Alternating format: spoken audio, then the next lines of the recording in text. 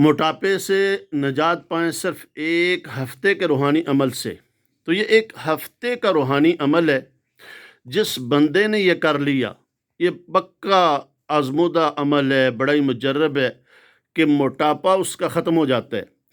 ہفتے کا عمل ہے، اور کرنا کس طرح ہے؟ جمعرات سے شروع کرنا ہے اور دوسری جمعرات تک۔ تو پہلی جمعرات کو آپ عشاء کی نماز کے بعد جب ہر کام سے فری ہو جائیں تو اس وقت کیا کرنا ہے؟ رات کو عشاء کی نماز کے بعد سونے سے پہلے 2 رکعت نفل پڑھنے اور سورہ ہود شروع کرنی ہے۔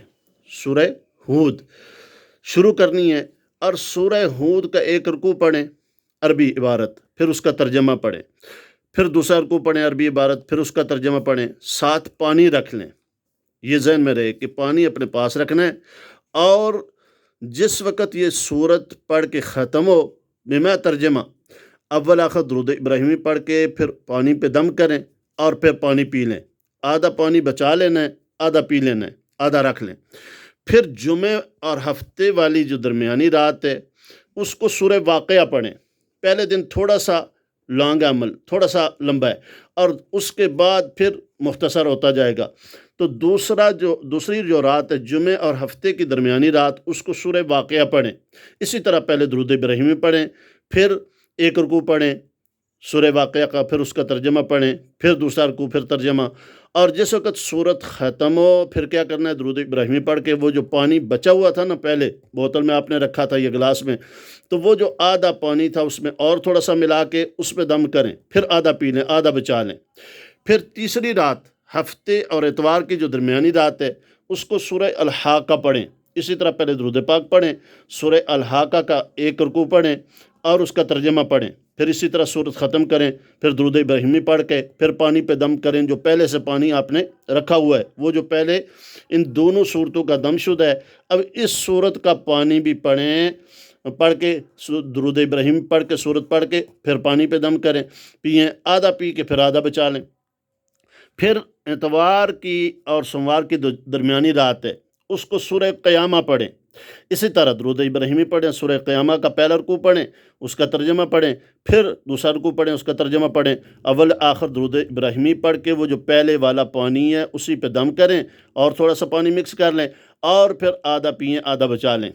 پھر سوموار اور منگل کی جو درمیانی رات ہے اس کو سورہ مرسلات پڑھیں۔ اسی طرح اول درود ابراہیمی پڑھیں، پہلے نفل پڑھنے، نفل کے بعد درود ابراہیمی پڑھنا ہے، اور پھر سورت کا 1 رکوع پڑھیں، ترجمہ پڑھیں، پھر دوسرا رکوع پڑھیں، ترجمہ پڑھیں، اور پھر درود ابراہیمی پڑھ کے پانی پہ دم کریں۔ وہ جو پہلے سے پانی چلا رہے اسی پہ دم کریں، آدھا پی لیں، پھر آدھا بچا لیں اور مکس کر لیں۔ پھر اسی طرح منگل اور بدھ کی درمیانی رات سورہ نبا، سورہ النبا یہ پڑھنی ہے، 30ویں پارے کی پہلی صورت ہے۔ پہلے اس کا 1 رکوع پڑھیں، اول آخر درود ابراہیمی ضرور پڑھنا ہے اور پانی سامنے رکھنا ہے، اور پھر 1 رکوع پڑھ کے اس کا ترجمہ پڑھیں، پھر دوسرا رکوع پڑھ کے اس کا ترجمہ پڑھیں، اور ساتھ ہی پانی سامنے رکھ کے توجہ کے ساتھ پڑھنے کے بعد اس پہ دم کریں، پھر آدھا پانی پی لیں، آدھا بچا لیں۔ پھر بدھ اور جمعرات کی درمیانی رات سورہ تکویر پڑھنی ہے، اس کا 1 رکوع ہے۔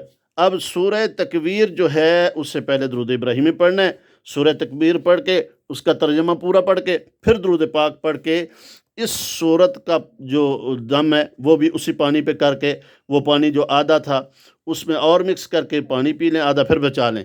اب آخری آپ کی رات ہے جمعرات اور جمعے کی رات، اس کو سورہ انفطار پڑھیں، اور یہ سورہ انفطار پڑھ کے اول آخر درود ابراہیمی پڑھ کے اس کا ترجمہ پڑھ کے وہ جو بچا ہوا پانی تھا سارے کا سارا اس پہ پانی پہ دم کر کے پی لیں۔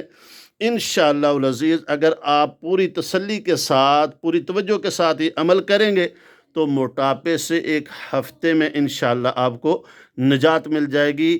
پورا یقین 100% ضروری ہے، یقین کر کے پڑھیں گے انشاءاللہ آپ کو اس کے بہت سارے فوائد ملیں گے اور آپ مجھے دعائیں دیں گے۔ جس آدمی کو یہ سمجھ نہ آئے وہ فون کر کے بھی پوچھنا چاہے تو پوچھ سکتا ہے ترتیب۔